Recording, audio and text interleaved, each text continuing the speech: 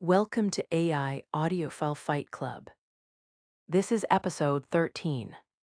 PJ Harvey. Stories from the City, Stories from the Sea. 2000. Here is the problem we are going to spend this episode on. PJ Harvey has made records that sound nothing like each other. And this is the most accessible one. What does that tell you? The categorization problem with this artist is not incidental. It is the whole thing. She arrived in 1992 with Dry. A record of such physical directness, it felt like it was removing skin. Then Rid of Me. Then To Bring You My Love. Then Is This Desire. Every record a different posture. Every record fully inhabited. And then this. The most open, the most unguarded, the most legible. The question is whether legibility is the same as accessibility, and whether accessibility is a complement. My first note on this record is about the surface. It is smooth. Flood and Rob Ellis on production. The sonic envelope is more controlled than anything Harvey had made before. Rid of Me was Steve Albini. No reverb tails. Exposed wood. This record is different. The compression is deliberate. The mix is wide. That is not a flaw. But I am flagging it now because it affects how I score sonic texture and production palette later. I am going to dock. My first impression was good fortune. The opening piano line. The lift that happens on the chorus. I was not prepared for it. PJ Harvey. The PJ Harvey who wrote Rid of Me, who wrote Down by the Water. Singing with that kind of unguarded joy. It felt almost suspicious. Like someone you trusted for being difficult suddenly waving at you from across a room. I did not know what to do with it. The Waypoint. 2000. The millennium lands and pop music is in a strange place. Britney Spears and Eminem are in the conversation. Radiohead's Kid A drops the same year. Rock is fracturing into post-rock, into nu metal, into nothing in particular. Into that landscape, PJ Harvey releases a New York album that sounds like it was made by someone who does not need the landscape to cooperate. It won the Mercury Prize in 2001. She had already won it in 1996 for To Bring You My Love. First artist to win the Mercury twice. She would later win it a third time for Let England Shake. I am telling you this not as a quality argument. A prize is not a quality argument. I am telling you as a marker of how the culture placed her. Context. Polly Jean Harvey. Born in Bridport, Dorset, 1969. First record Dry, 1992. The catalog arc up to this point, Dry. Direct, unpolished, bodily. Rid of Me. Albini, abrasive, confrontational. To Bring You My Love. Theatrical, gothic, produced within an inch of its life. Is This Desire. Quieter, stranger, not universally embraced. Then a period living in New York. Then this record. The arc is not a line. It is a series of hard turns. She went to New York, and the city got into the record. You can hear it. The density. The motion. There is a specific kind of energy in the production. It feels like something is always moving in the background. A place called home. We Float. The title track itself. It is not a New York album, the way Lou Reed made a New York album. It is stranger than that. It is what New York looks like from the inside when you are arriving from somewhere else, and the city reflects something back at you that you were not expecting to see. The thing about the catalog is that each record is a full commitment. She does not revise. She inhabits. Rid of Me is not a younger version of this record. It is a different thing, entirely made by what appears to be the same person. That refusal to cohere into a single sound, to be pinned to a register, is not a marketing problem. It is what makes her hard to categorize. And categorization is what the industry requires. I want to give the accessibility argument a full hearing because it deserves one. When people call this Harvey's most accessible record, they are saying something true. The hooks are clearer. The production is warmer. The emotional register is less defended. Good fortune does not hedge. That is real. But here is what I think they are missing.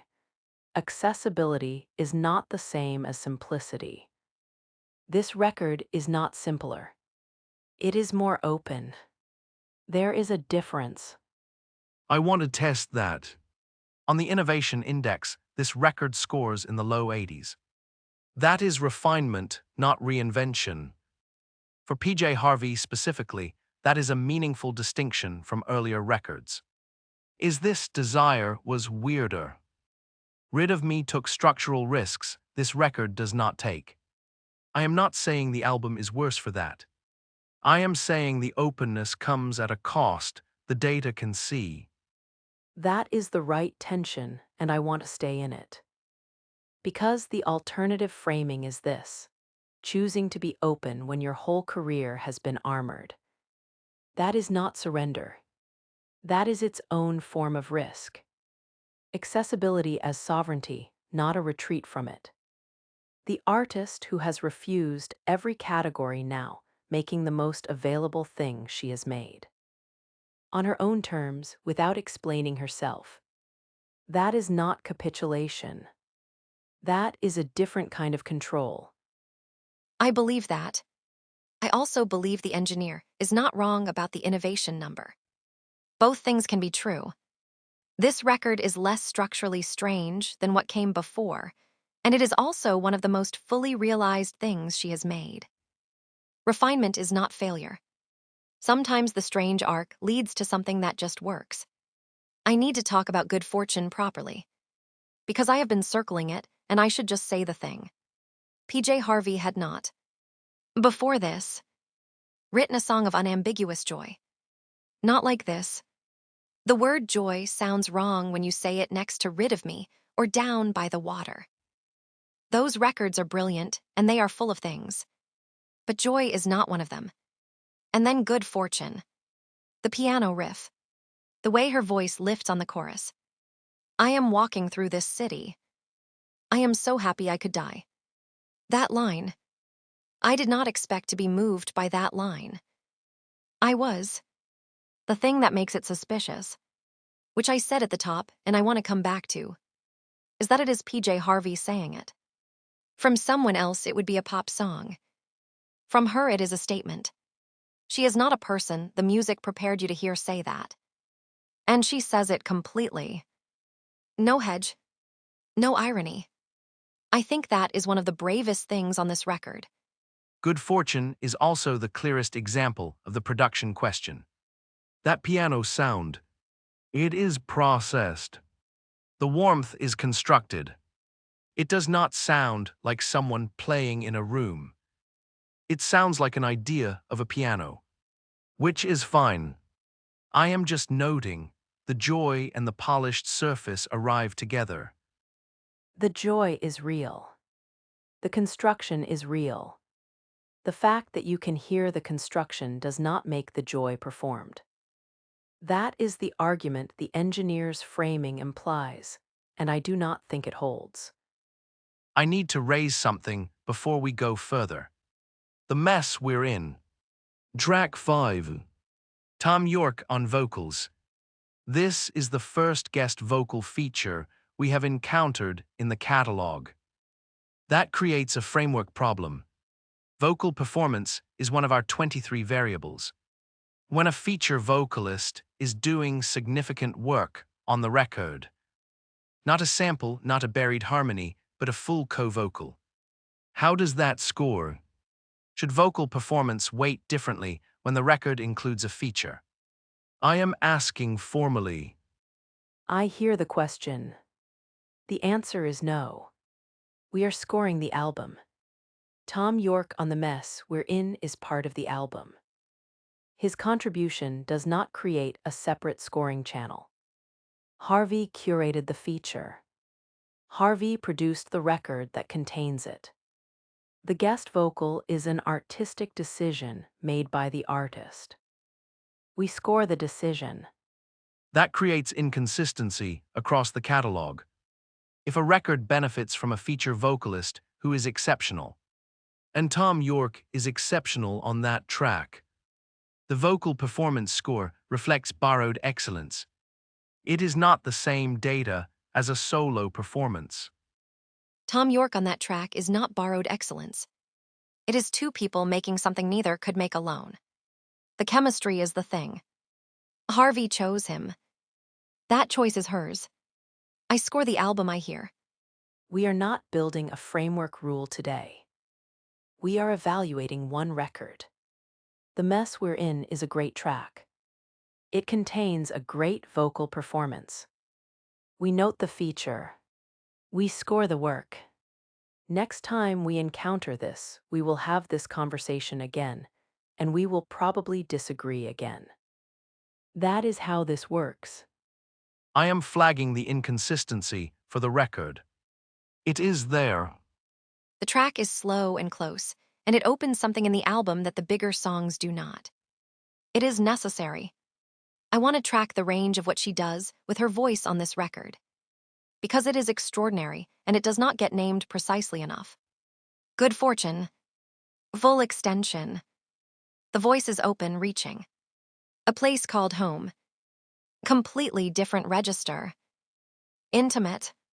Almost spoken at points. And then the control on We Float. The way she holds a note at the end of a phrase, and you feel the weight of it. These are three different vocal instruments on the same album. The summit for me is A Place Called Home. I have played it many times trying to locate what it does, and I can only say, she sounds like someone who has decided to tell the truth and found that the truth is gentler than the armor. That is not a technical description. But I cannot give you a technical description of that track without losing it. Vocal performance, I score at 94. That is close to ceiling. The range the fan is describing is real, and it is in the data. The control across the record, not just the peaks, is one of the things that pushes the overall score up, even where I dock on production surface. 94 is a very high number. I mean it. Her voice on this record is operating outside the normal frame. She is not performing emotion. She is generating it. There is a distinction. I have heard albums where the vocal is technically immaculate and you feel nothing. This is the opposite. The voice is the argument. I need to name the dock. Sonic texture, 84. Production palette, 84. These are not low scores in absolute terms. But this is PJ Harvey. And in the context of the catalog, they represent a choice that I cannot pretend is neutral. Rid of Me is a different kind of object. The surface is exposed. The room blades into the recording. This record is polished in a way Albini would have called cowardly. I am not calling it cowardly. I am calling it smooth. Smoothness reduces sonic texture. That is what the score reflects. I reject the premise. Comparing this to Rid of Me on sonic texture is like docking Caravaggio points for not being Rembrandt. Different choice. Different register. The production on this record is not dilution. It is control deployed differently. The smoothness is the right surface for what she is saying. Good Fortune needs that piano sound. A Place Called Home needs that mix. You cannot say the surface is wrong without saying the songs are wrong. I am not saying the surface is wrong. I am saying it is smoother than the catalog high watermark. 84 is still high. I am honest about what I am measuring. Sonic texture, 90. Because texture is not roughness. The texture on this record is dense and urban and alive. The New York setting is in the production. You can hear the city. That is texture. The fan is describing spatial quality more than sonic texture. Which scores in the high 80s on my card? The engineer is describing surface treatment. They are both right about different things. The spread between them on sonic texture, 84 against 90, is actually the most interesting data point on this record. It tells you something about what you think production is for. Can I ask you something? When you listened to this record the first time, where were you? What were you doing? Walking. At night. Somewhere in a city I did not know well. I did not plan it that way. But it made complete sense. The record knows what it is doing with space. Headphones. Stationary. I wanted to hear what Flood built before I had opinions about it. The stereo image on We Float is wider than it sounds on speakers. I needed to verify that. I played it at 4 in the afternoon, and I could not stop. I played Good Fortune 3 times before I moved to track 2.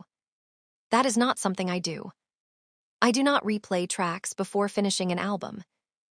That song broke my methodology. Your methodology was never robust. It has never needed to be robust. It just needed to feel things. That is actually the argument for the album. Before the scores, has anyone said anything about this record that would not also apply to someone they have a crush on? The scores. What the data will show is a record with exceptional vocal performance, a very strong emotional arc, and a genuine dispute at the sonic texture variable. The spread between the engineer and the fan is 7 points overall. That is the polish question expressed in numbers. Vocal performance, 94.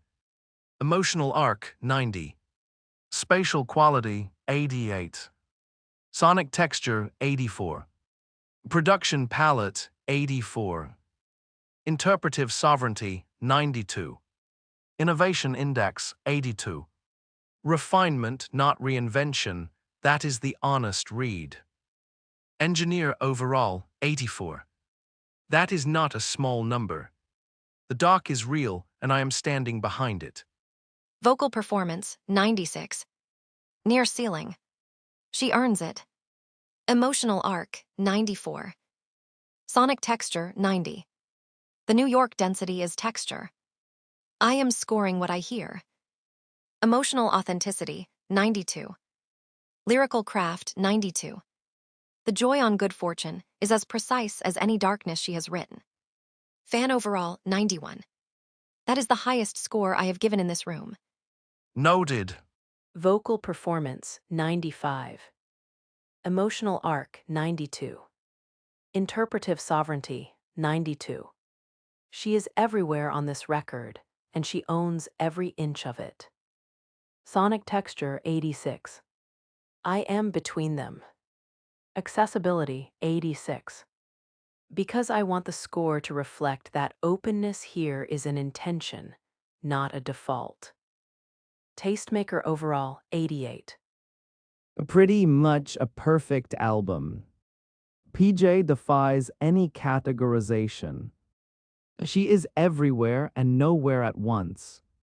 Always entertaining, beguiling, vocally and musically magnanimous. 96. 96. The editor gave 96.